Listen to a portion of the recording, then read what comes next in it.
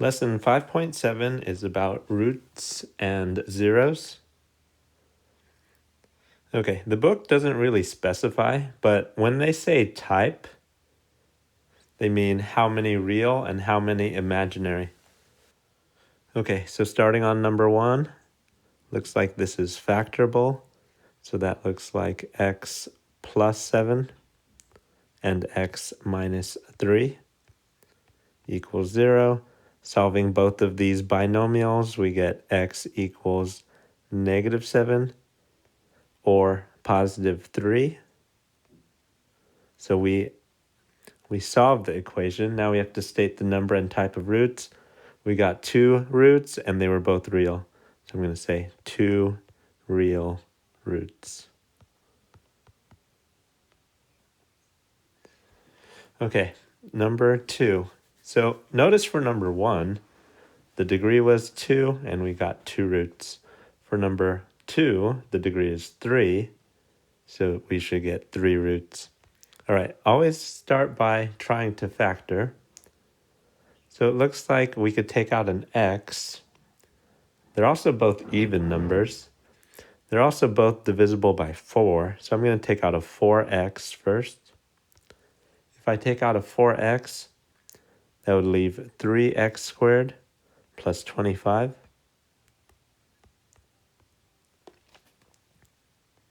All right, I'm going to set each factor equal to 0 and solve those. This one is x equals 0. And over here, I'm going to use the square root property. 3x squared equals negative 25. X squared equals negative 25 over 3. We square root both sides, put plus or minus here. I'll move up here. X equals plus or minus. The square root of negative 25 is 5i over radical 3. You are not allowed to leave a radical on the bottom. So to rationalize the denominator, I multiply top and bottom by rad 3. So I get plus or minus 5i radical 3 over 3. And then our other solution was 0, so I'll write that here. And we had 1 real root, 1 real, and 2 imaginary.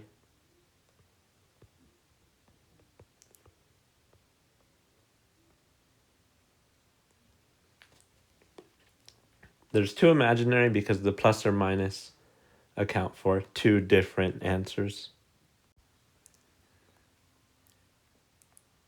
Okay, now we're going to learn about Descartes' rule of signs.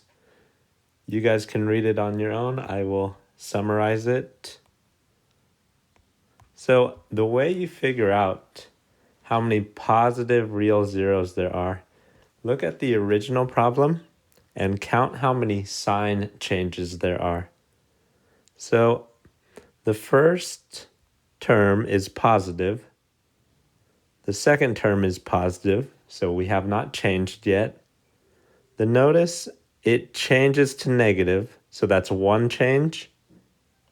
And then it stays negative, so there is 1 sign change, right? I'll write it out.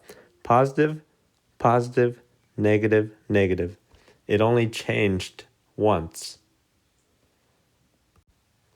So because there's only 1 change, that means the number of positive real zeros is 1.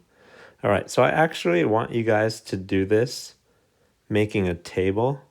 So I'm going to make a table down here. There's going to be positive roots, negative roots, and possibly imaginary roots.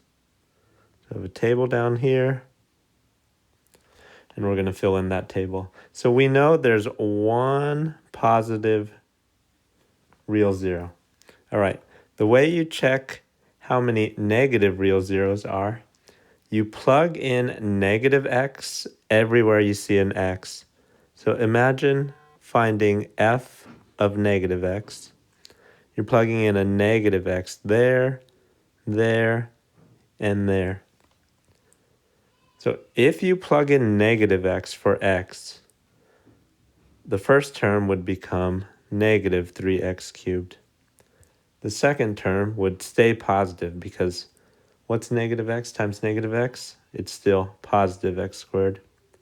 The third term would become positive because negative 8 times negative x is positive 8x. And then the last term doesn't have an x, so it stays the same. Okay, now look at the sign changes. We went from negative to positive, positive, negative. There are two changes. Right here, it changed from negative to positive. That's one change. Then here it changed from positive to negative. That's two changes. So that means the number of negative real zeros is 2. Okay, however, you are allowed to decrease this by an even number. So the number of positives was 1. You can't decrease that by an even number because then it would go negative.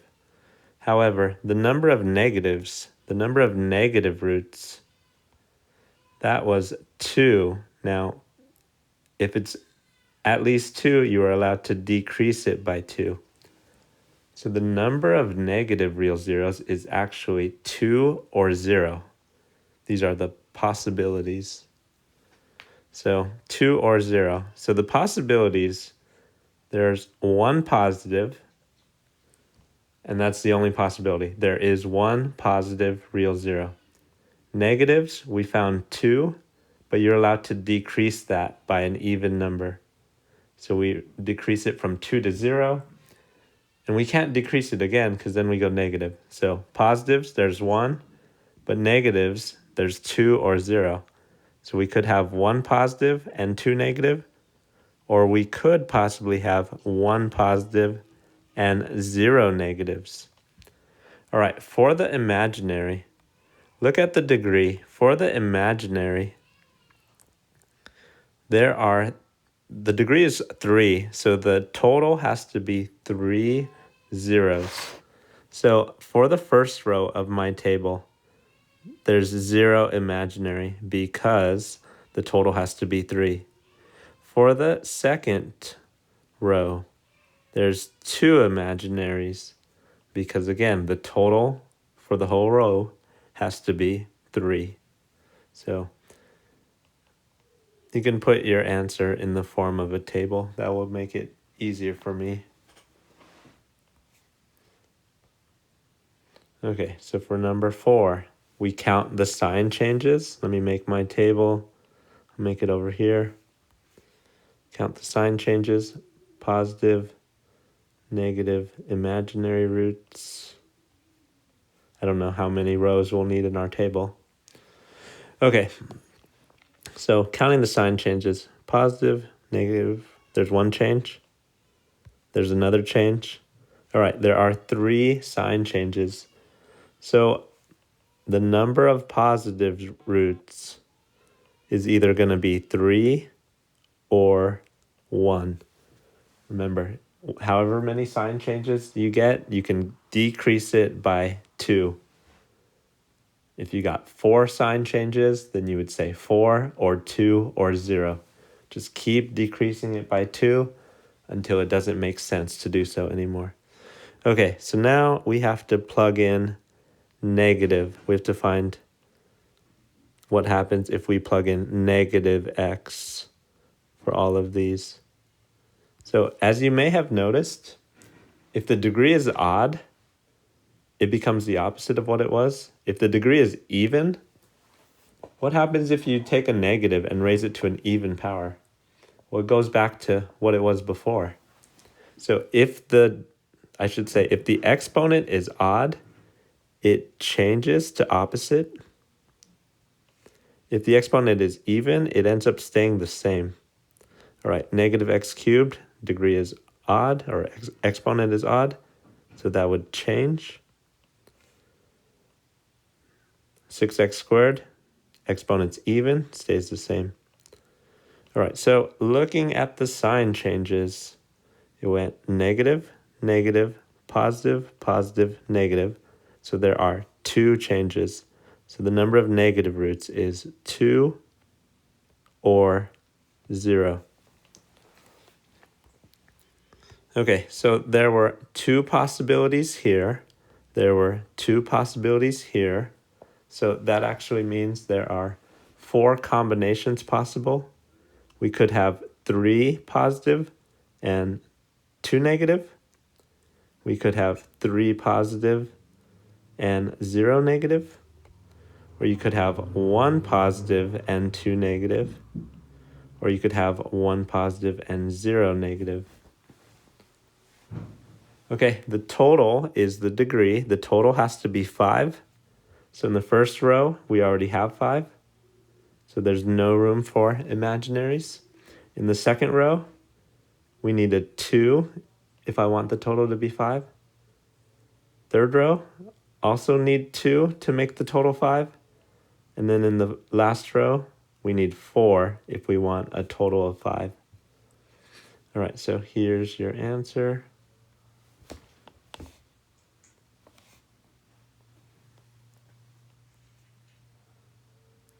The number in the I column, the number of imaginary roots always has to be an even number.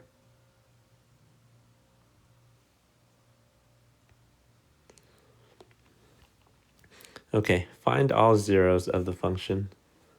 So whenever we have 4 terms, you could always try factoring by grouping.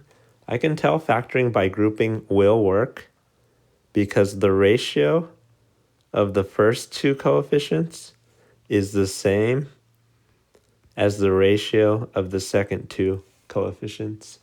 If you multiply this by -3, you get that.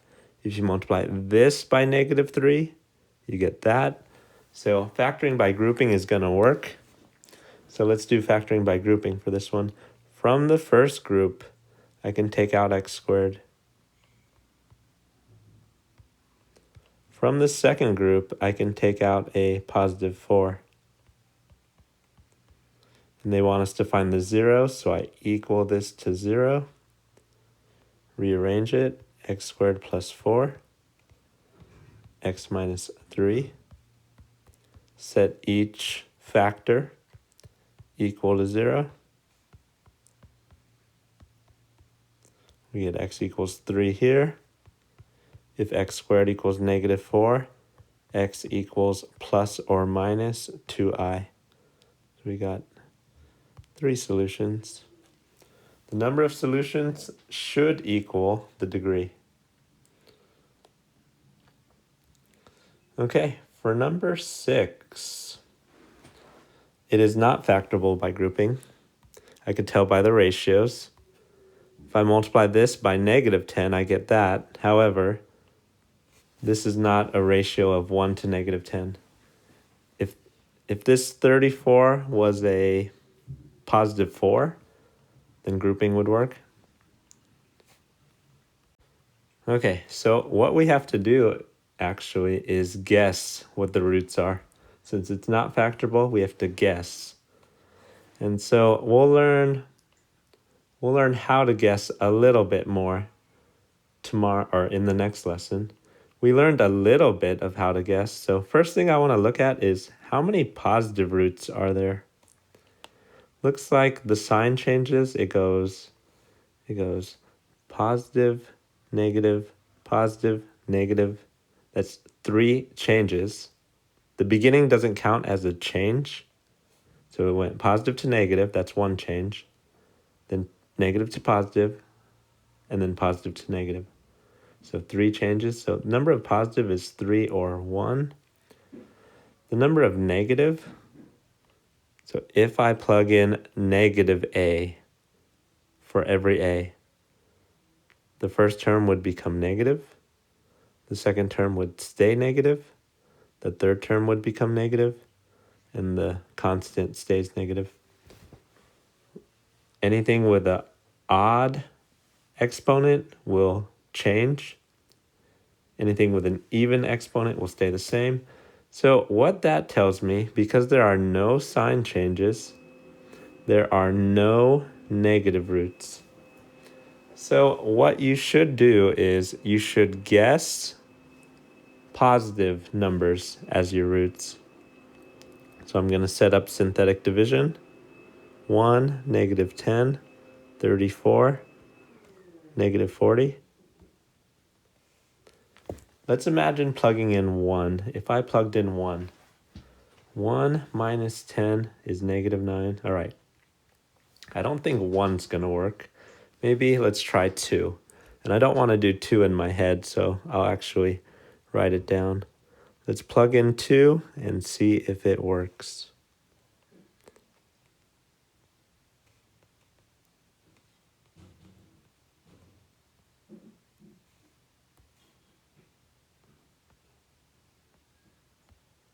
All right, 2 does not work because I got a remainder. Let's try something else.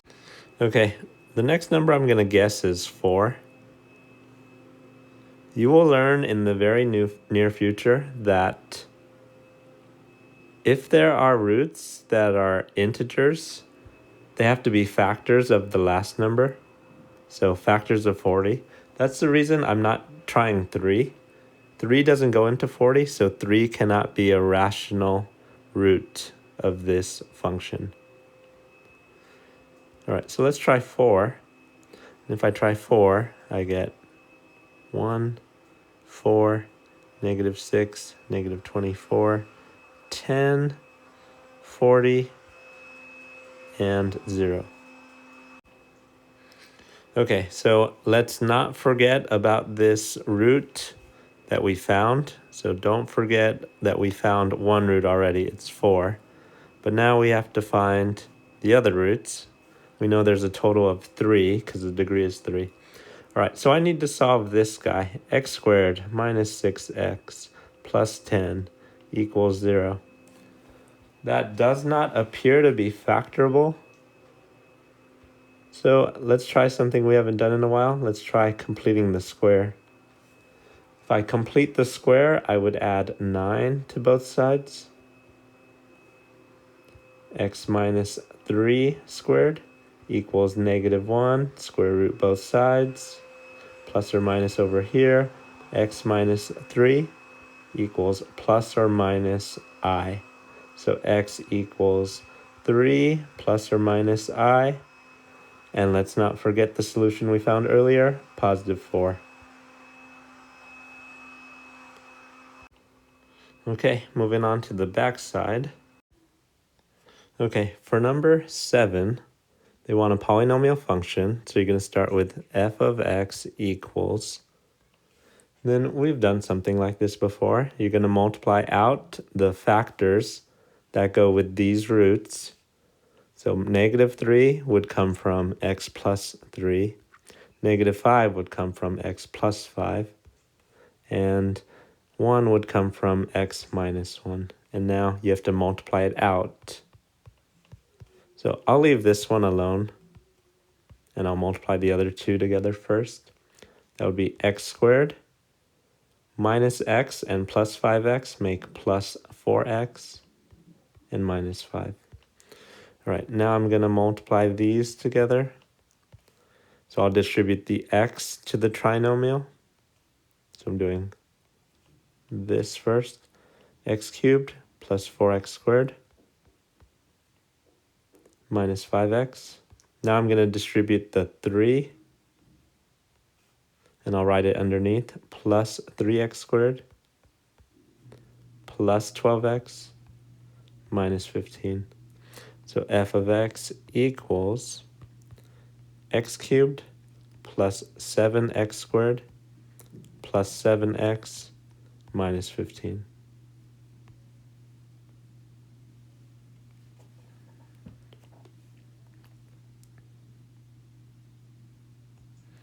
All right, there's something called the conjugate root theorem. If you have an imaginary root, imaginary roots I mentioned earlier, there always has to be an even number of those. So if they tell you 3i is a root, well, that can't be the only imaginary root. So imaginary roots always travel with their conjugate. So if 3i is a root, negative 3i is a root. All right, so I'm going to show you two ways to get this function. One way is you have to multiply out the binomials, so x minus 3i times x plus 3i. So if I FOIL this out, I get x squared plus 3ix minus 3ix. So I'm not going to multiply that out. I won't write that out because they're going to cancel out. So x squared plus 3ix minus 3ix. And now I'm going to multiply negative 3i times plus 3i. That is negative 9i squared. However, we know that I squared is negative 1. So negative 9 times negative 1 is plus 9. Okay, so this is our answer, but I actually want to show you guys a shortcut so that you can use the shortcut for some more difficult problems. Okay, so the shortcut is take the two roots, find the sum of those two roots. The sum of these is 0. Find the product of these two roots. 3i and negative 3i, that would be negative 9i squared, which is positive 9. And now the shortcut is, if you have two roots, the quadratic expression is going to be x squared minus the sum times x plus the product. So this is a shortcut you could use. It'll actually help a lot on the next problem. So x squared minus sum x plus product. So I'm going to use that shortcut now. Remember, imaginary roots always travel with their conjugate. The conjugate of negative 5 plus I is negative 5 minus I. And so now I'm going to find the sum of these. The sum of those two would be negative 10, but the i's would cancel out. Okay, the product. All right, so let me pretend I'm foiling these. The product would be 25 plus 5i minus 5i, and then minus I squared, which equals 26, because it's 25 minus a negative 1. So using this shortcut, x squared minus the sum, well, that's a double negative, so that's plus x squared minus negative 10, x plus the product. And I need to write f of x in the front because it's a function.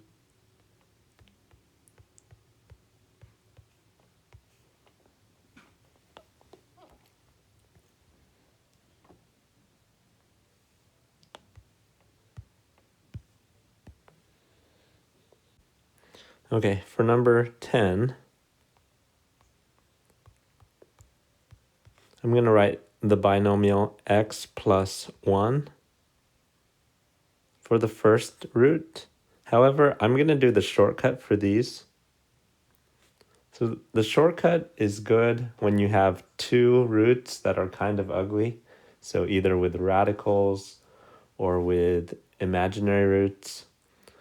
So let's write out, what's the sum? The sum of those is 0. The product of those is negative 3, right? Because the radicals cancel out. So using this shortcut for that, I would get x squared minus some x. Well, the sum is 0, so we don't need that, plus the product. So now foiling that out, we get x cubed plus x squared minus 3x minus 3.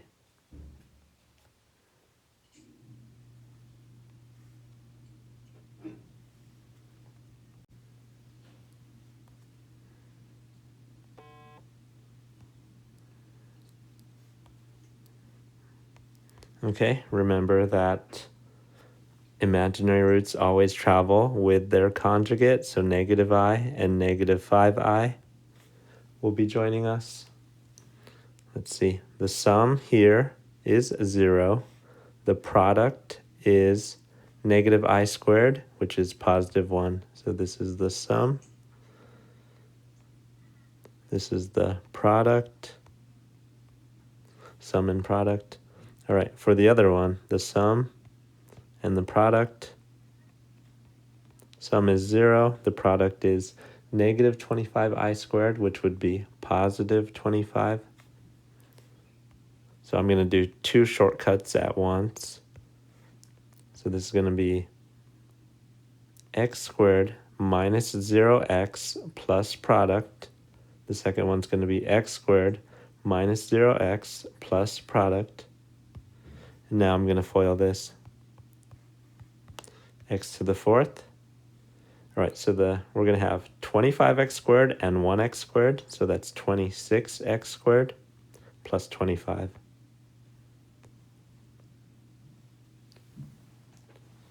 Okay, last one.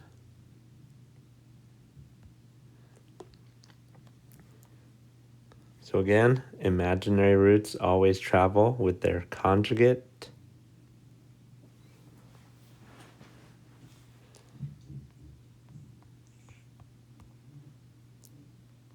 I could do the shortcut on these. Shortcut's good when they are opposites of each other, because you know the sum will cancel out. So I'm going to do the shortcut on those. X squared, the sum is 0, so minus 0x. I'm not even going to write that. Plus the product. Then I'll do the shortcut on these imaginary solutions. The sum is 0, x squared plus 0x minus the product. Okay, what would the product be? Product would be negative I squared, and then rad 6 times rad 6 is 6. So negative 1 times 6, so positive 6. And then FOIL that out, and we'll be done. This is x to the fourth plus 6x squared minus x squared is plus 5x squared minus 6. All right, that is all for 5.7.